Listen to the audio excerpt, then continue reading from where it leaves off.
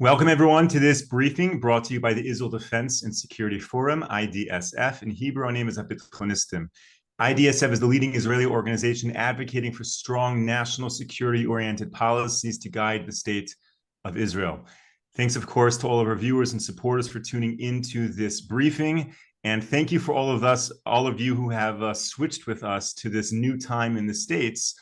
We're still doing at 5 p.m. here in Israel, but as they changed the clocks in the US, so great appreciation to everyone who has adjusted their schedule to be able to join us live.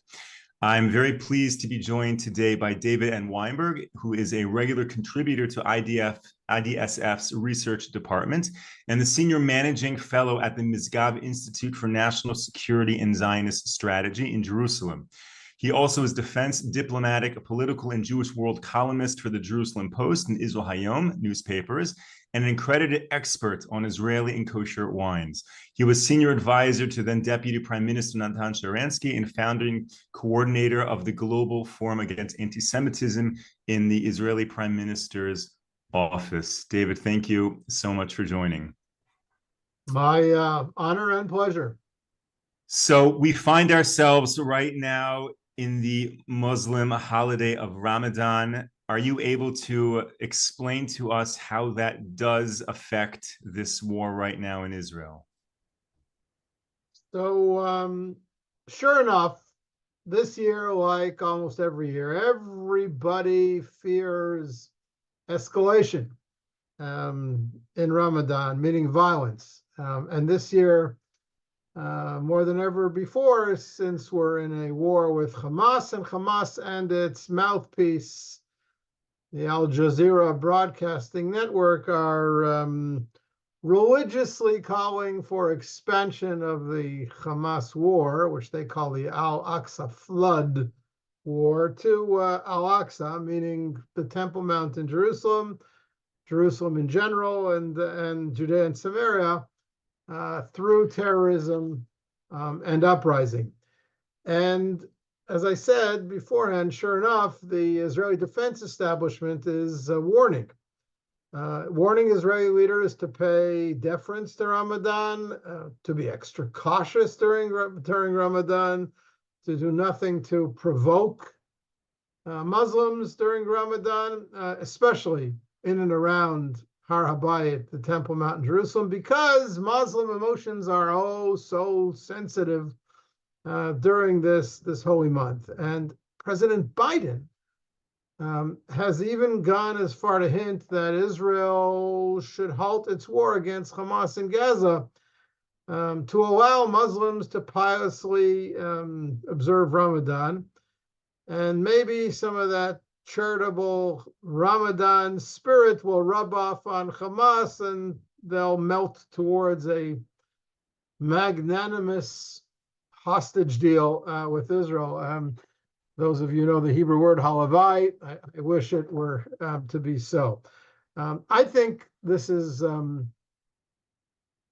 not good. I think this is the soft bigotry of low expectations that so-called security experts, politicians, diplomats, statesmen, presidents of countries nod their heads and say, well, of course, tensions are always high during Ramadan, and therefore the Jews, Israelis, should keep a low profile because Muslim violence has to be anticipated during their holy month. I think that such sentiment insults the majority of the world's Muslims, as well as our intelligence. It's the very definition of surrendering to bullies, rather than confronting them and vanquishing them. Now, you wrote an article entitled Dancing Around Ramadan, and I want to share that with our viewers.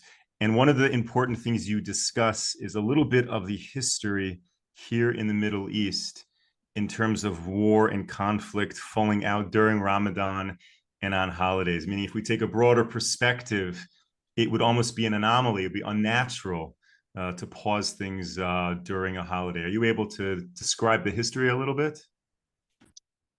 So, it would be nice if Palestinian Muslims in Jerusalem, Judea, Samaria, and Gaza would approach the holy month of Ramadan in the spirit of intended by the religion, a month of fasting, charity, contrition, prayer, what we call chesed, good works. And it's true that many devout Muslims indeed do so, but it's also true that Ramadan frequently has been exploited for ramped up holy war against Israel and against Jews. And the obvious example is the Yom Kippur War. 1973, Egypt and Syria attacked Israel on Yom Kippur. It was Ramadan. Somehow, the prayer, contrition, and reflection that's supposed to characterize Ramadan didn't prevent them from initiating a sneak attack on Israel. That war, of course, led to thousands of Israeli dead. By the way, the Egyptian and Syrian soldiers also got a p'tur, an exemption from fasting, because they were involved in the religious duty of killing infidels, meaning Israelis.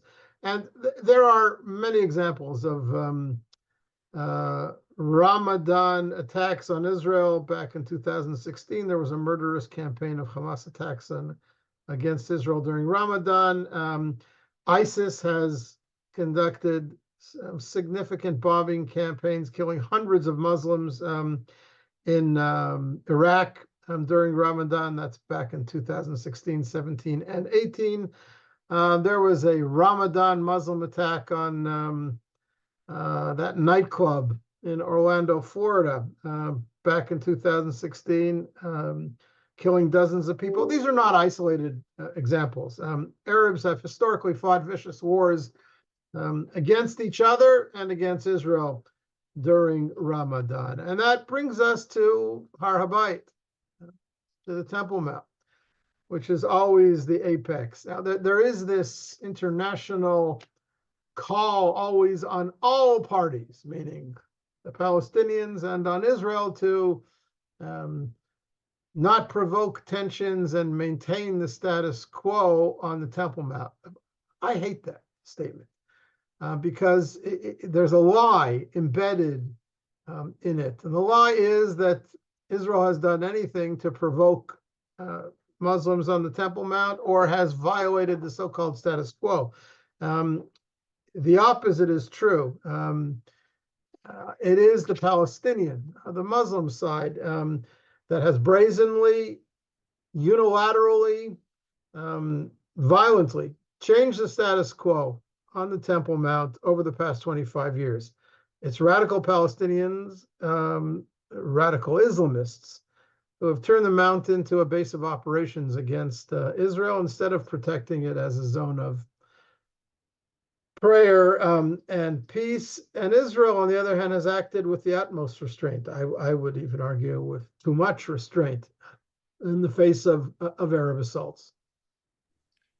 David, are you able to just explain to all of us what the status is of the Temple Mount in terms of Muslims or Arabs wanting to visit it, in terms of Israelis or Jews wanting to pray on the Temple Mount? Meaning, what is the status quo, so to speak, of the Temple Mount? And then how is that then potentially affected by Ramadan? Just to give our viewers a broader view if they're not necessarily familiar with the restrictions up there.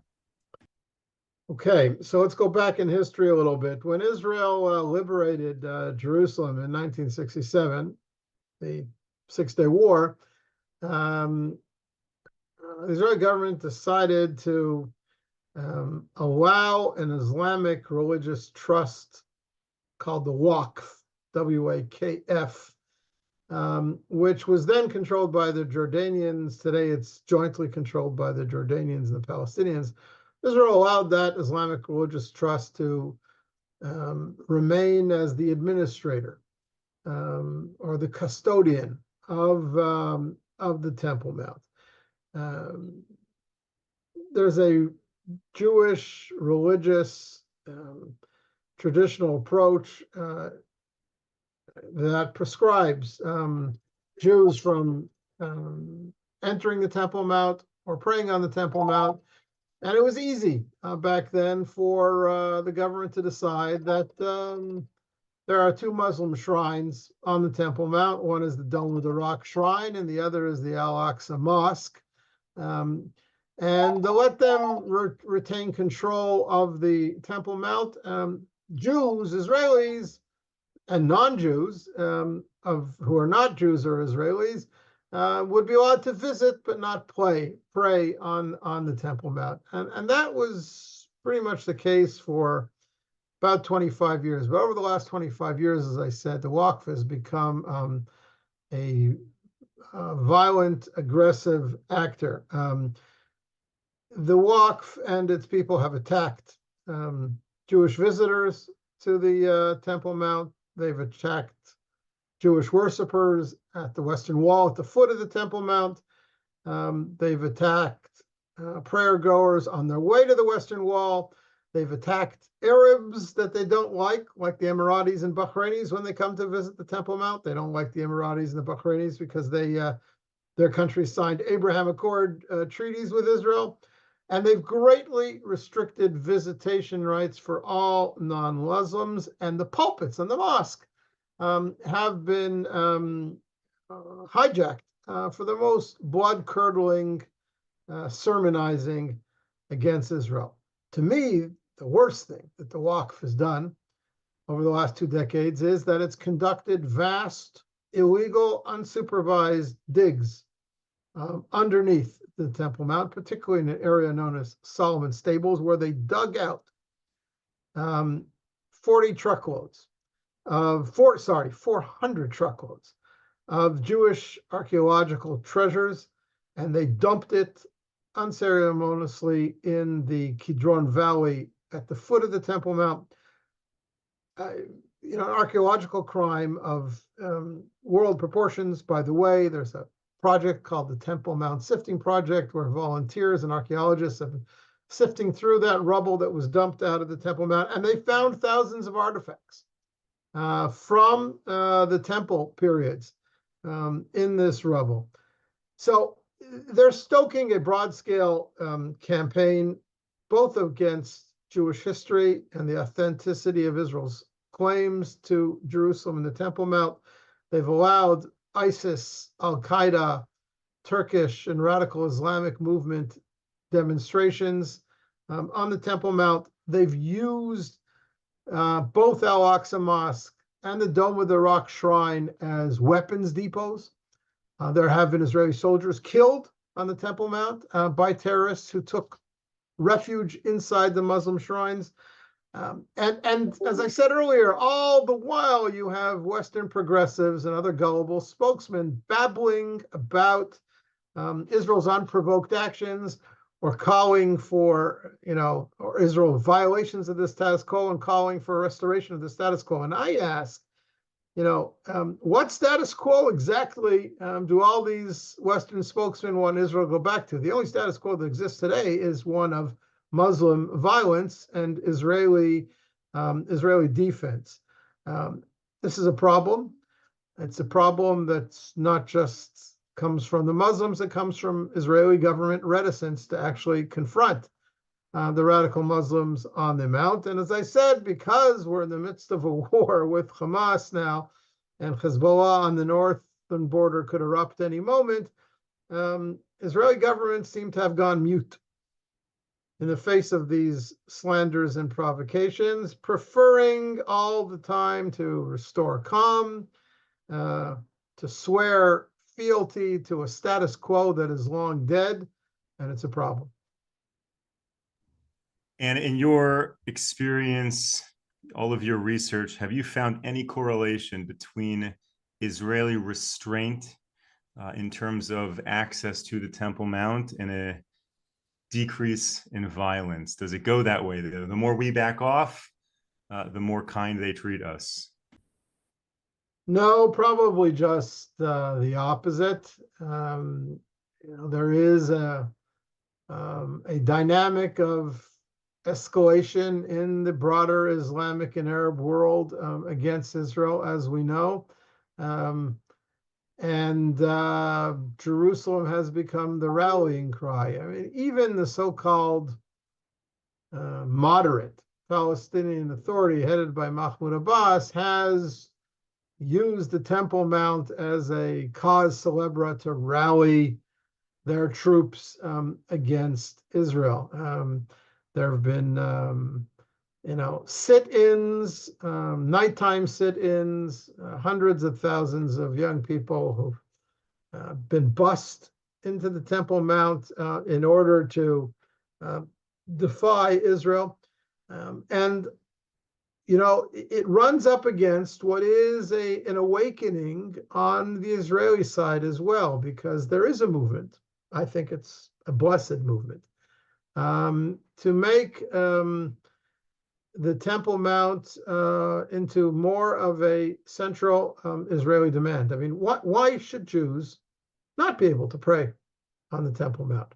Why can't we share the space, or share the space in time with different hours for Jewish and Muslim prayer on the Temple Mount? By the way, we have such arrangements at another important holy site, at the Ma'arat HaMachpelah, the cave of our forefathers in Hebron, where there are both time-sharing arrangements and space sharing arrangements throughout the year, where there's more access for Jews and Israelis on Jewish holidays, and there's more access for Muslims on Muslim holidays. But the other side, the Arabs, the Muslims, are not willing to consider this at all.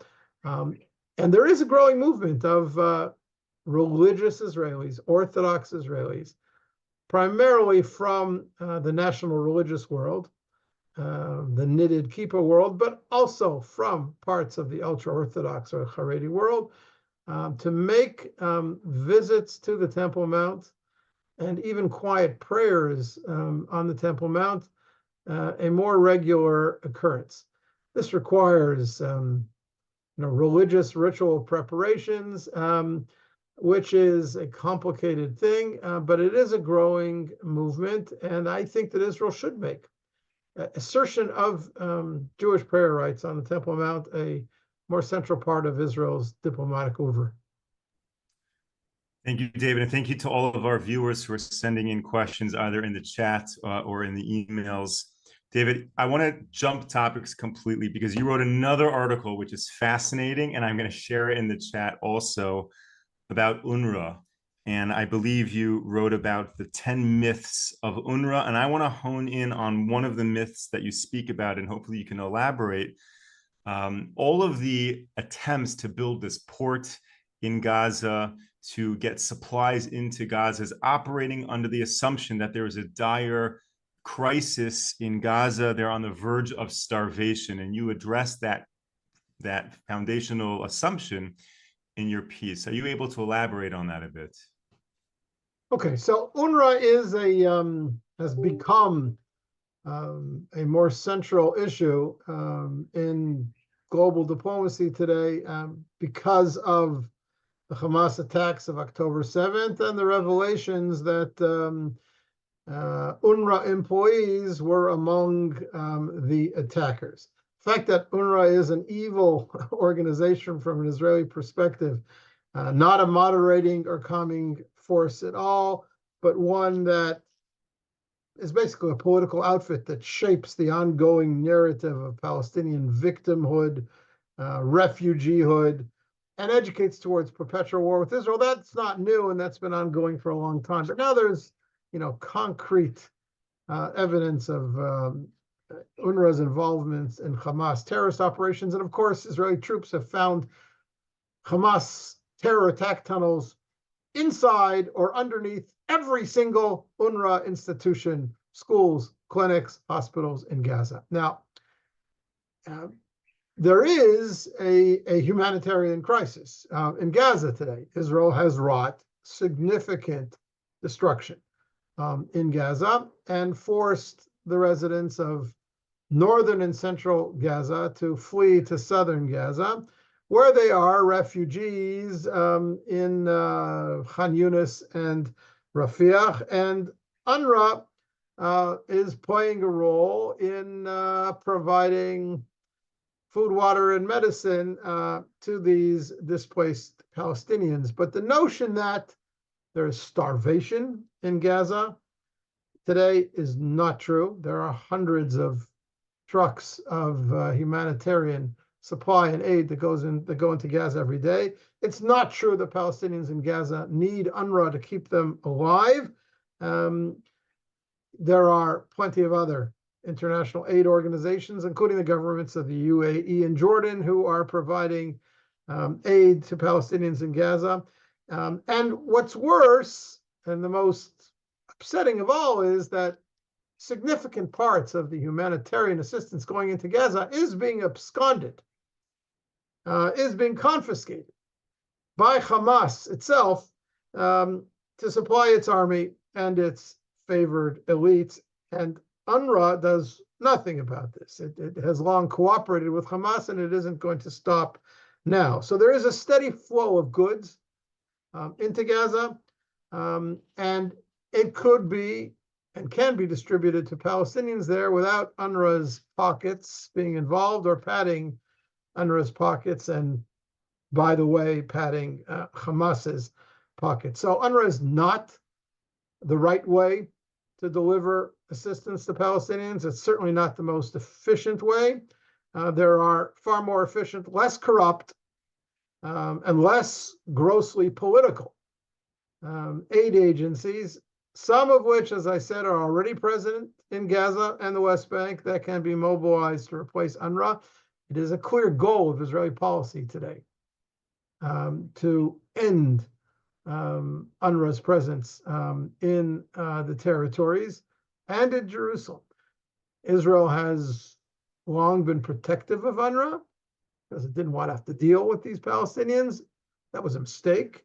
Everybody in Israel realizes that now, and it needs to change. Thank you, David, for entertaining all these questions. I'll ask a final question before we run out of time. In your view, if UNRWA is not the solution, should another international agency step in? Should Israel directly do it through the IDF, or should Gazan society be forced to build their own mechanism of dispersing the supplies amongst themselves? Which of those three options do you see as the best moving forward? Yeah, so this is a difficult dilemma. Israel did not want to get into this. If you recall, when the war began 4 or 5 months ago, Israeli policy was, Gaza is no longer our problem. We're going to lock the doors, throw away the keys. Not one drop of fuel, water, or medicine will enter Gaza via Israel anymore. It's the Palestinians' problem. It's the international community's problem. That's no longer the case because the international community, beginning with Washington, has forced Israel into a situation where the world considers Israel responsible for getting humanitarian assistance into Gaza. The world's not prepared to have Israel pound away at Hamas while so many Palestinians are suffering. You can like it, cannot like it. That's the situation we're now in. And Israel has acquiesced in an American plan, as I'm sure everybody on this call has read, to provide aid, international aid to Gazans from the sea through some sort of floating temporary port that the American army is going to establish off the coast of Gaza. And there's a first American ship on its way from Cyprus to the Gaza coast as we speak. How is that going to work? Who's going to distribute the aid once it hits the beaches of Gaza? Is it not going to be confiscated, absconded, and controlled yet again by Hamas?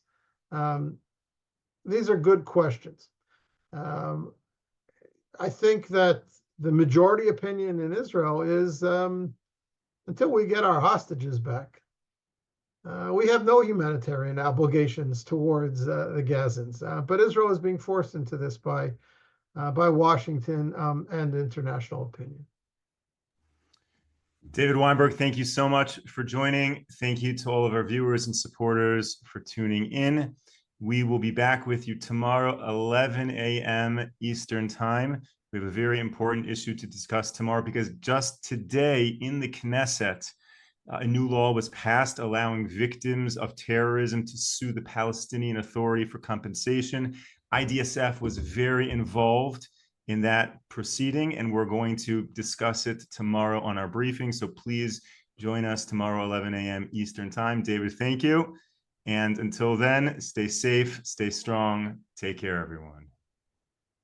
Good night from Jerusalem.